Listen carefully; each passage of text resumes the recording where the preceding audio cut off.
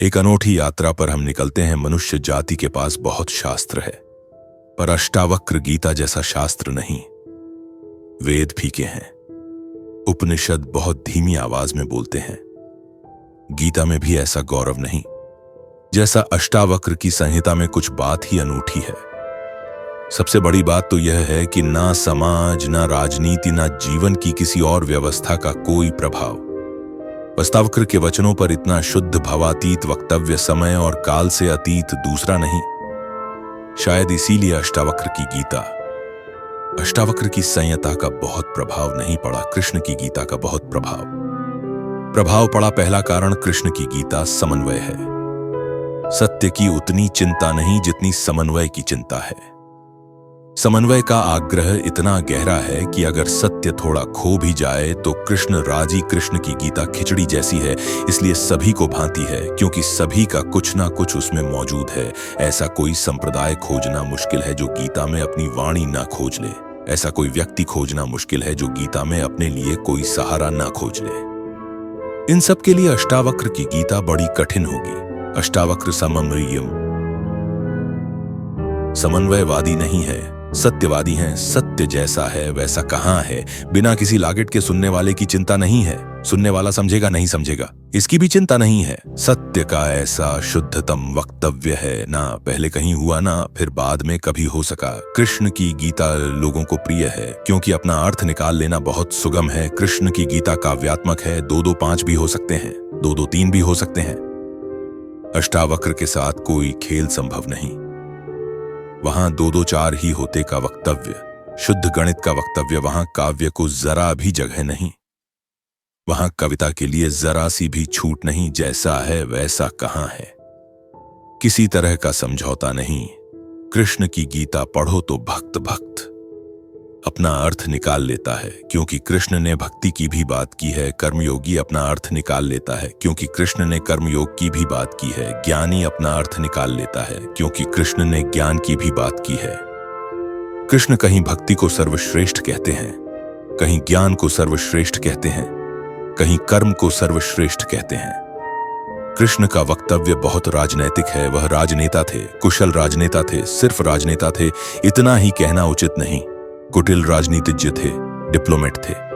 उनके वक्तव्य में पहले तो 2000 साल पहले हुआ और दुनिया के थोड़े से अनूठे विचारों में से एक।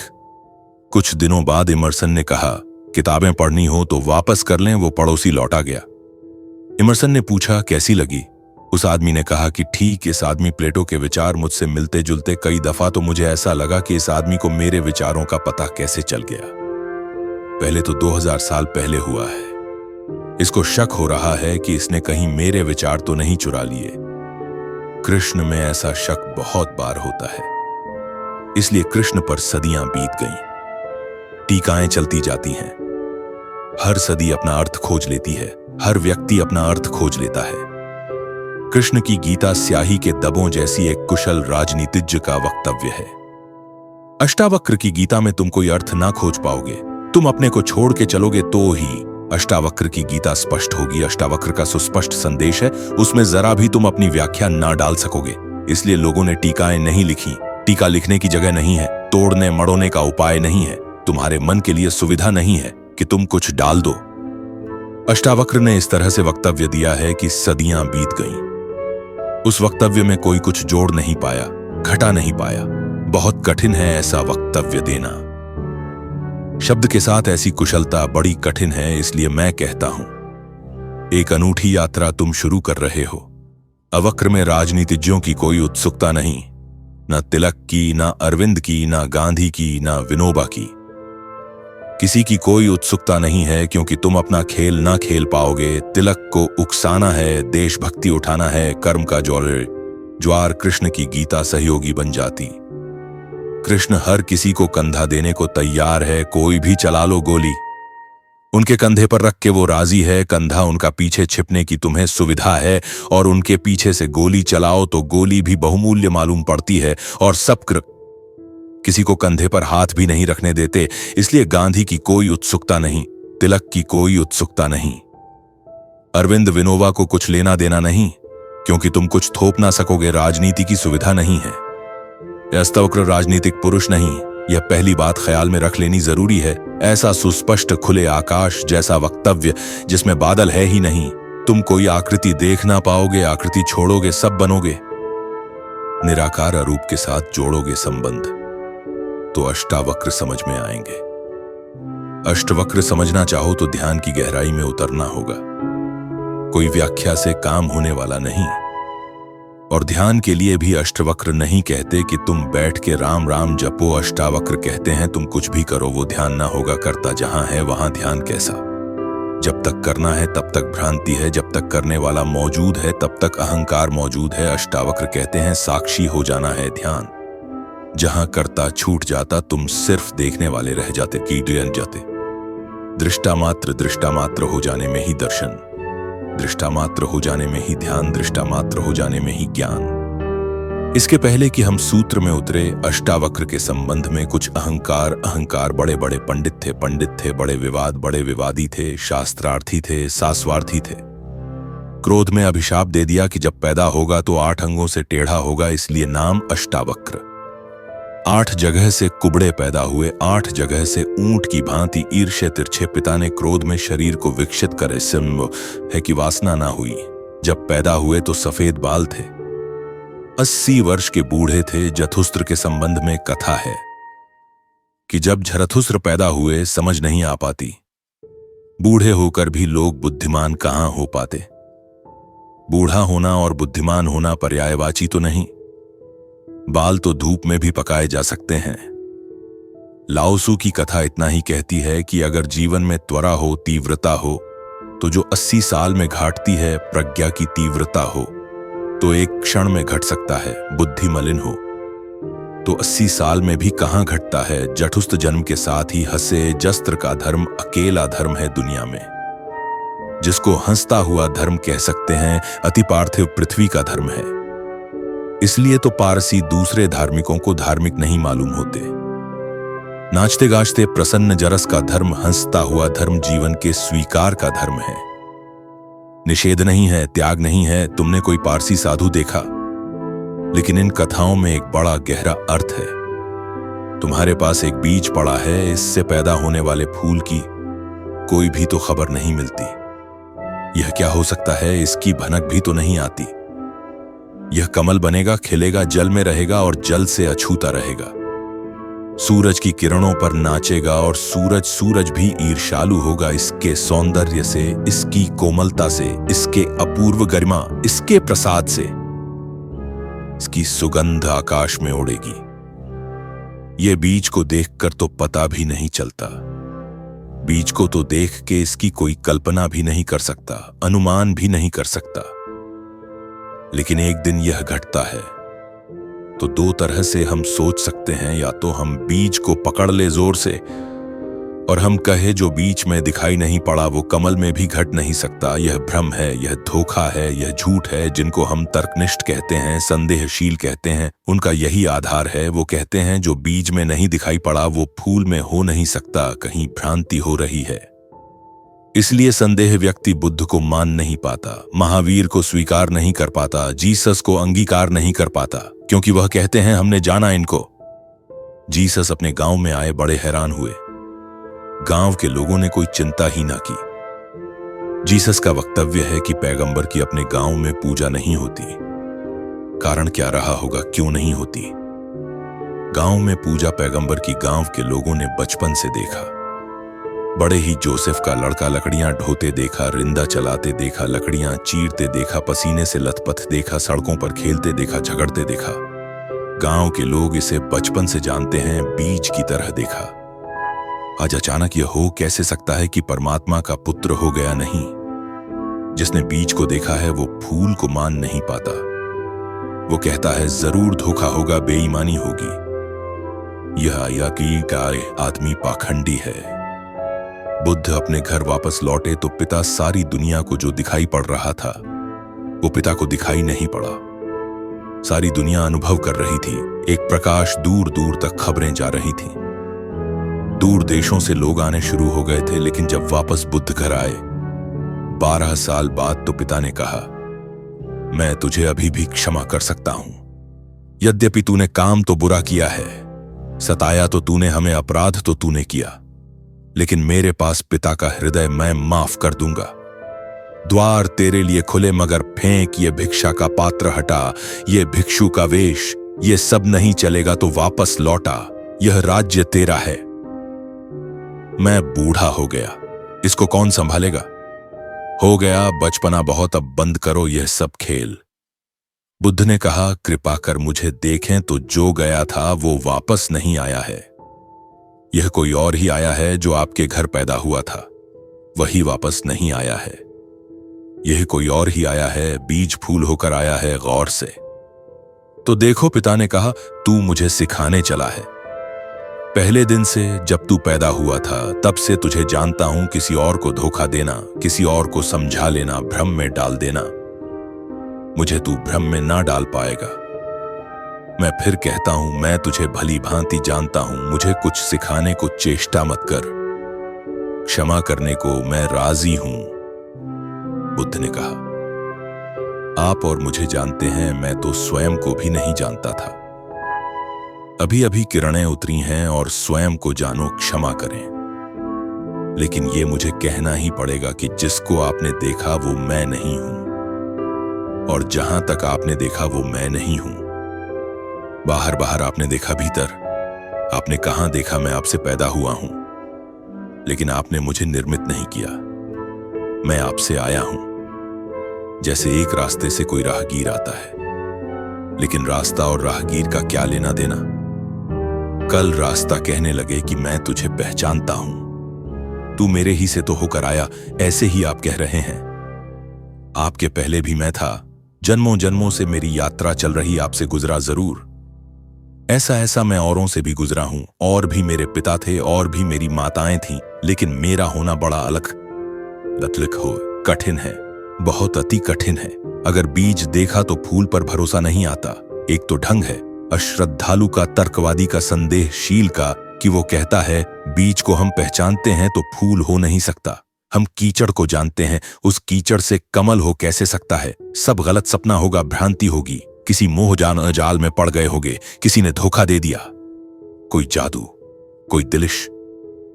एक तो यह रास्ता है, एक रास्ता है श्रद्धालु का, प्रेमी का, भक्त का, सहानुभूति से भरे हृदय का। वो फूल को देखता है और फूल से पीछे की तरफ यात्रा करता है।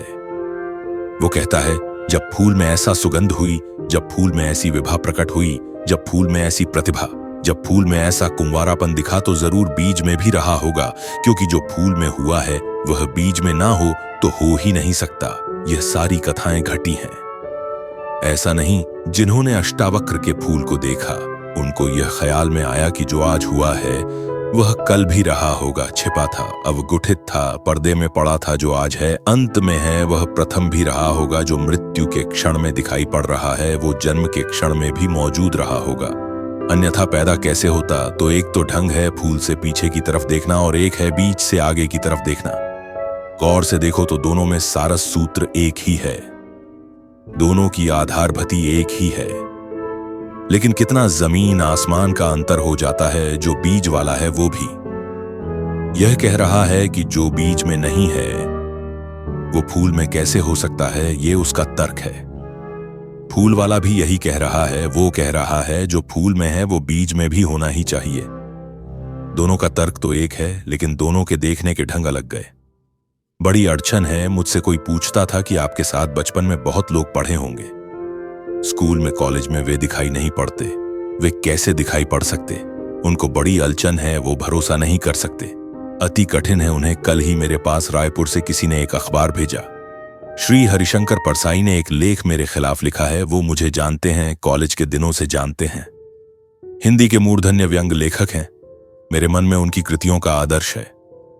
लेख में उन्होंने लिखा है कि जबलपुर की हवा में कुछ खराबी है। यहां धोखेबाज और धूर्ती पैदा होते, जैसे रजनीश, महेश, योगी, मुंदड़ा। 3 नाम उन्होंने गिनाए। धन्यवाद उनका। कम से कम मेरा नाम नंबर 1 तो गिनाया। इतनी याद तो रखी, एकदम बिसार नहीं दिया। बिल्कुल भूल गए हो ऐसा नहीं है, लेकिन अड़चन स्वाभाविक है, सीधी साफ है। मैं उनकी बात समझ सकता हूं, यह असंभव है। बीज को देखा तो फूल में भरोसा, फिर जिन्होंने फूल को देखा उन्हें बीच में भरोसा मुश्किल हो जाता है। तो सभी महापुरुषों की जीवन कथाएं दो ढंग से लिखी जाती हैं। जो उनके विपरीत है वो बचपन से यात्रा शुरू करते हैं, जो उनके पक्ष में है वह अंत से यात्रा शुरू करते हैं, बचपन की तरफ जाते हैं में सही है। लेकिन जो बचपन से यात्रा करके अंत की तरफ जाते हैं वह वंचित रह जाते हैं। उनका सही होना उनके लिए आत्मघाती है। जो अंत से यात्रा करते हैं वो पीछे की तरफ जाते हैं, वो धन्य भागी हैं, क्योंकि बहुत कुछ उन्हें अनायास मिल जाता है जो कि पहले तर्कवादियों को नहीं मिल पाता। अब ना केवल मैं गलत मालूम होता हूं, मेरे कारण जबलपुर तक की हवा उनको गलत मालूम होती है। कुछ भूल हवा पानी में होनी चाहिए। यदि मैं उनको कहना चाहूंगा, जबलपुर को कोई हक नहीं है। मेरे संबंध में हवा पानी को अच्छा या खराब तय करने का जबलपुर से मेरा कोई बहुत नाता नहीं है। थोड़े दिन वहां था महेश योगी भी, थोड़े दिन वहां थे, उनका भी कोई नाता नहीं है। हम दोनों का नाता किसी और जगह से है। उस जगह के लोग इतने सोए हैं कि उन्हें अभी खबर ही नहीं है। महेश योगी और मेरा जन्म पास ही पास हुआ। दोनों गाडरवाड़ा के आसपास पैदा हुए। उनका जन्म चीचली में हुआ, मेरा जन्म कुवाड़े में हुआ। अगर हवा पानी खराब है तो वहां का होगा। इसका दुख गाड़वाड़ा को होना चाहिए। कभी होगा या सुख जबलपुर को, इसमें बीच में आना नहीं चाहिए। लेकिन मन कैसे तर्क रचता है।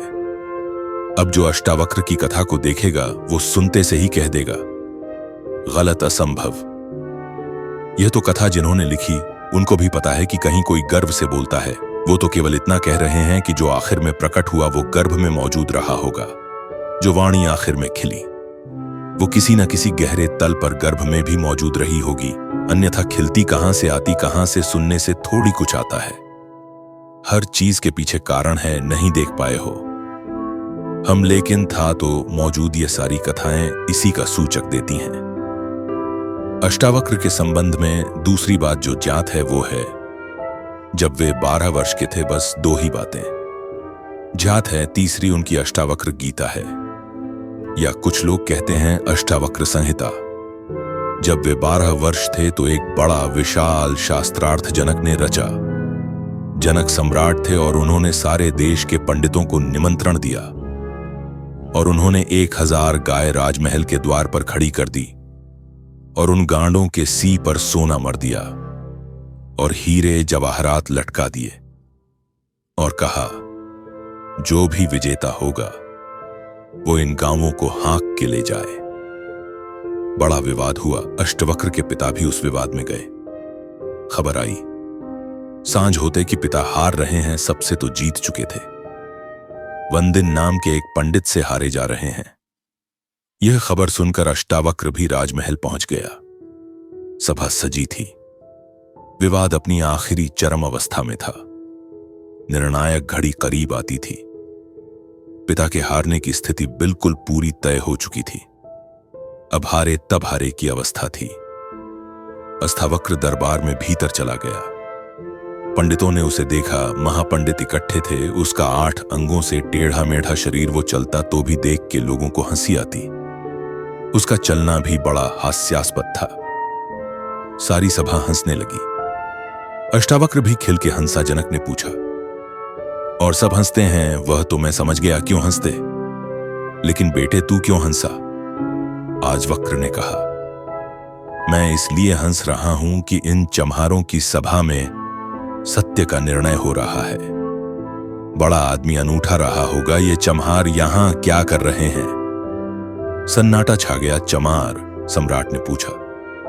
तेरा मतलब? उसने कहा, सीधी सी बात है, इनको चमड़ी ही दिखाई पड़ती है, मैं नहीं दिखाई पड़ता।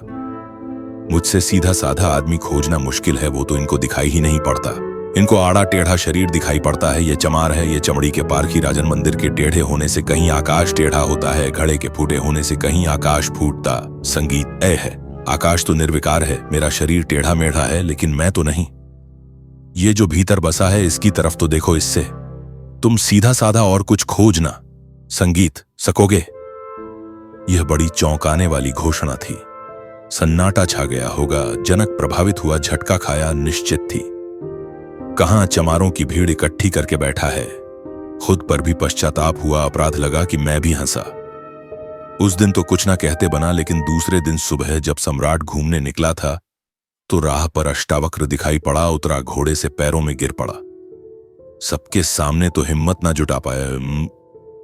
एक दिन पहले तो कहा था, बेटे तू क्यों हंसता है? 12 साल का लड़का था, उम्र तौली थी। आज उम्र नहीं तौली, आज घोड़े से उतर गया, पैर पर गिर पड़ा, साष्टांग दंडवत और कहा, पधारे राजमहल, मेरी जिज्ञासाओं का समाधान करें। हे प्रभु आए मेरे। संगीत। घर बात मेरी समझ में आ गई। रात भर मैं सो ना सका। ठीक ही कहा। शरीर को ही जो पहचानते हैं उनकी पहचान गहरी कहां। आत्मा के संबंध में विवाद कर रहे हैं और अभी भी शरीर में रस और विरस पैदा होता है, घृणा, आकर्षण पैदा होता है, मृत्यु को देख रहे हैं। अमृत की चर्चा करते हैं, धन्य भाग मेरे कि आप आए और मुझे चौंकाया, मेरी नींद तोड़ दी। अब पधारो। राजमहल में उसने बड़ी सजावट कर रखी थी। स्वर्ण सिंहासन पर बिठाया था इस 12 साल के अष्टावक्र को, और उससे जिज्ञासा की पहला सूत्र जनक की जिज्ञासा है, पुष्यकोते पूछा है। अष्टावक्र ने समझाया है, इससे ज्यादा अष्टावक्र के संबंध में और कुछ पता नहीं है, और कुछ पता होने की जरूरत भी नहीं, काफी है, इतना बहुत है। हीरे बहुत होते भी नहीं, कंकड़ पत्थर ही बहुत होते हैं। हीरा एक भी काफी होता है। यह 2 छोटी सी घटनाएं हैं। एक तो जन्म के पहले की गर्व से आवाज और घोषणा की, क्या पागलपन में पड़े हो, शास्त्र में उलझे हो, शब्द में उलझे हो, जागो। यह ज्ञान नहीं है, यह सब उद्धार है। यह सब बुद्धि का ही जाल है, अनुभव नहीं है। इसमें रंज मात्र भी सार नहीं है। कब तक अपने को भरमाए रखोगे? और दूसरी घटना राजमहल में हंसना पंडितों का और कहना अष्टावक्र का कि जीवन में देखने की 2 दृष्टियां हैं। एक आत्मदृष्टि, एक चर्म दृष्टि, चमहार चमड़ी का।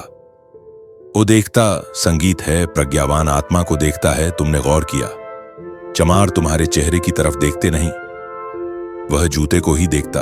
असल में चमार जूते को देख के सब पहचान लेता तुम्हारे संबंध में कि आर्थिक हालत कैसी, संगीत है, सफलता मिल रही कि विफलता मिल रही, भाग्य कैसा चल रहा, वो सब जूते में लिखा है। जूते की सिलवटें कह देती, जूते की दशा कह देती। जूते ने तुम्हारी आत्मकथा लिखी। चमहार पढ़ लेता जूते में चमक, जूते का ताजा और नया होना चमहार तुमसे प्रसन्नता से मिलता है, जूता ही उसके लिए तुम्हारी आत्मा का सबूत है। दर्जी कपड़े देखता है, तुम्हारा कोट कपड़ा देखकर समझ लेता हालत कैसी है।